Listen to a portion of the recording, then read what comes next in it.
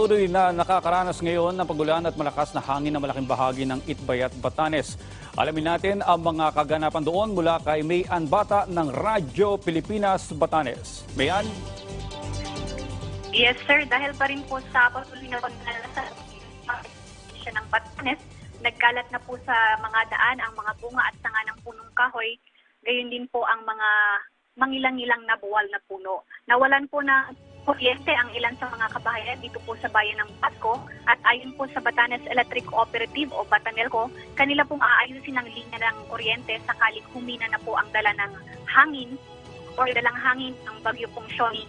Delikado pa po sa ngayon. Ngayon ay nakaantabay na rin po ang mga barangay, municipal at provincial disaster risk reduction management sa lalawigan sakaling kailangang maglikas ng mga residente.